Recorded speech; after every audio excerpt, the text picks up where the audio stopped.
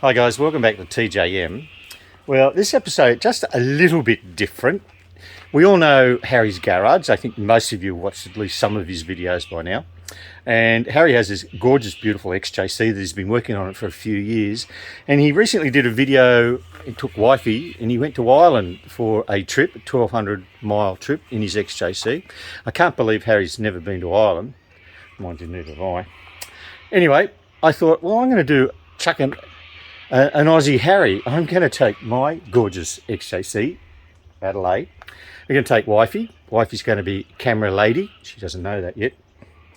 And we're going to have a few days away as our anniversary. We're going to see some lovely roads. We're going to take the XJC, stretch its legs. We're going to drink some wine. We're going to eat some nice food and look at some beautiful New South Wales countryside. But before we do that, Adelaide needs a few little things doing to it. So let's get stuck into them first.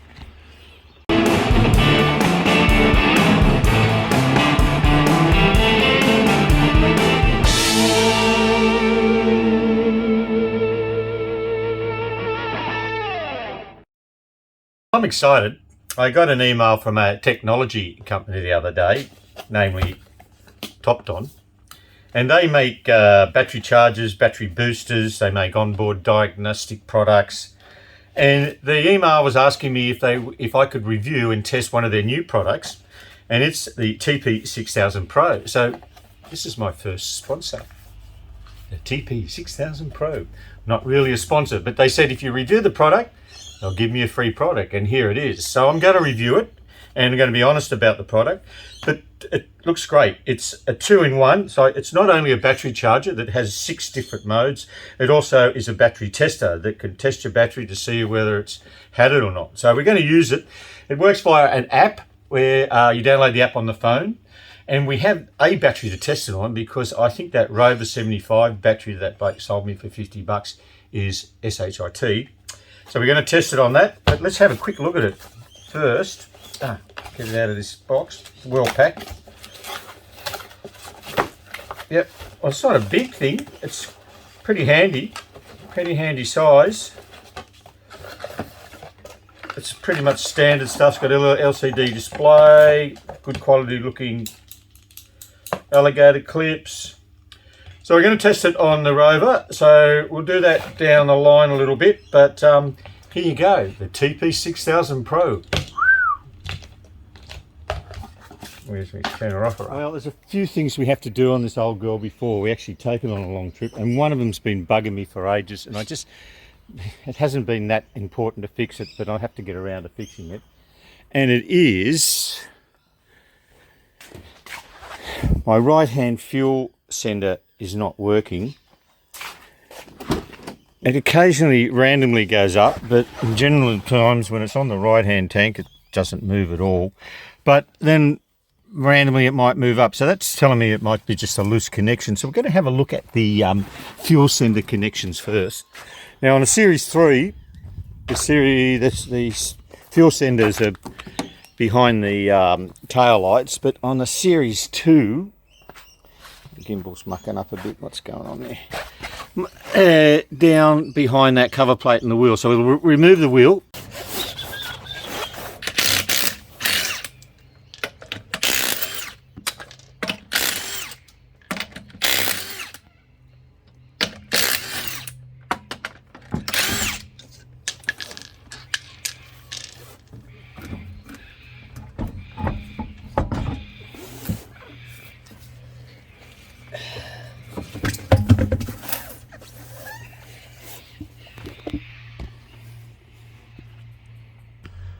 Well, there's the cover plate there. It's pretty hard to see because it hasn't been removed for a while, and I think there's been a fair bit of underbody spray put over the top of that, so we have to clean off the screws, and we'll take the cover off.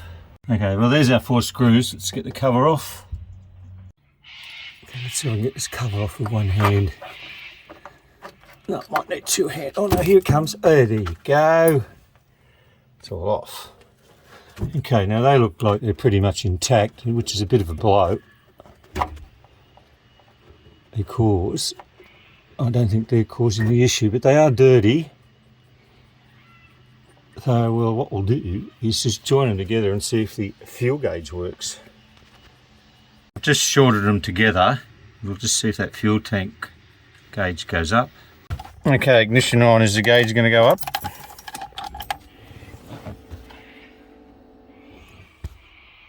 No. Okay, well that's more of an electrical problem I've got to look at. It'll work on the left tank, but not on the right tank. So we know it's not the sender. Oh, I don't have much fuel in this thing.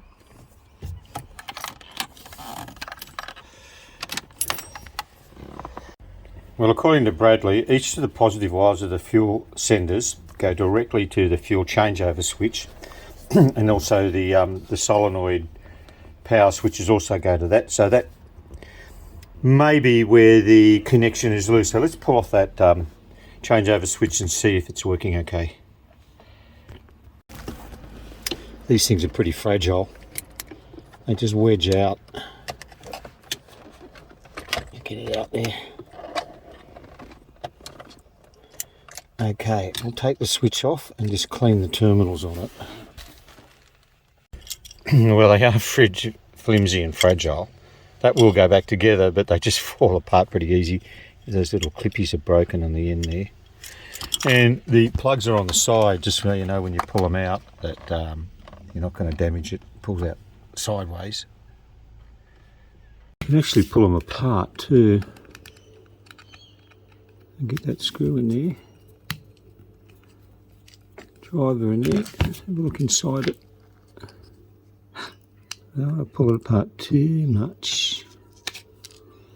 Not much to look in there.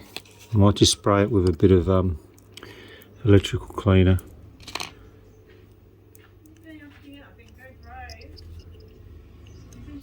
Uh-oh. Well, silly me, I pulled it apart, and guess what happened? Every bit went ka-bing, springs, clips went everywhere, and I thought, I'm never going to get it back together. And I went looking in my box of parts, and I didn't have another one, so I thought I've got to get it back together, and guess what I did? Wasn't too hard, but just be careful if you're going to pull these apart. It's one screw, and as soon as you take that screw off, everything goes kapushka. But let's see if it works. I greased up the terminals and gave it a bit of a clean, so maybe, it's upside down. I've got to change that around. I'll put it up, it's got to be that way, not that way. Left, right. Yeah, okay, that's better. Okay, we'll plug her in. Those terminals look cleanish, but I might just spray them a little bit too. Okay, it's all back together. Give it one more little test. That's left tank going. Right tank still going.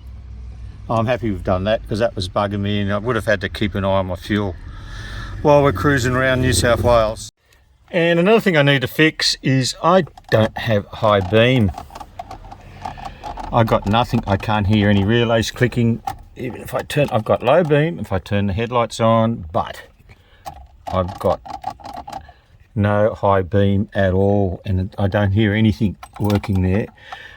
So I've checked the fuses. It's not the fuses. I can't hear any relay ticking. I'm going to check the relay to see if it's getting power to it, and then we'll just go to the next step.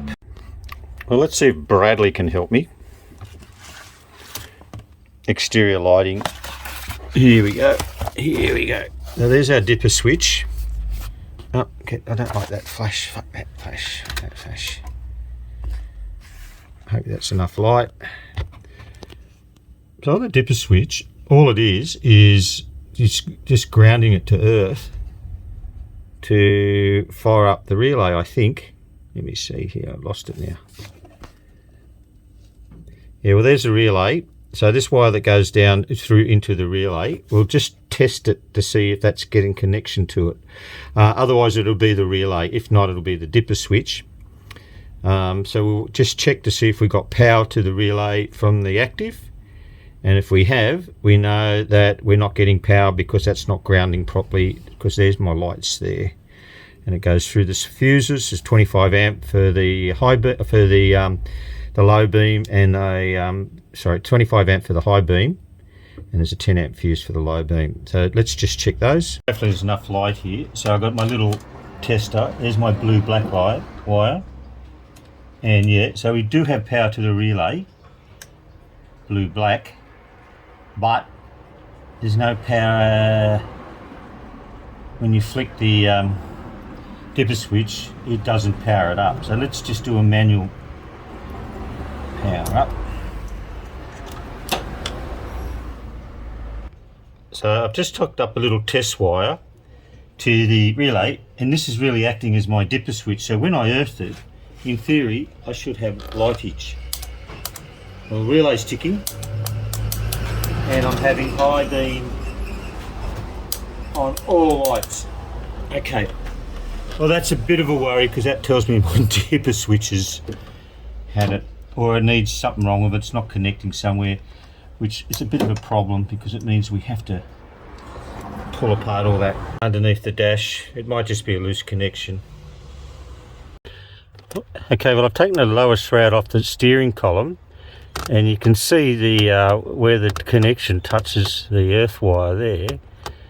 Is it just because that's dirty and not getting a good contact? Let's give that a clean and see if we can fix it. Well, I think I might have fixed it. I can hear the relay going off and on.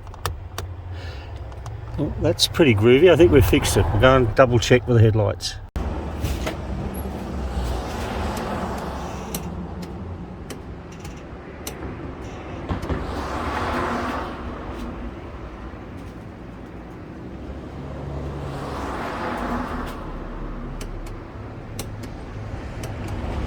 Well, we still have a problem. When it's on high beam, we've got no right hand lights working.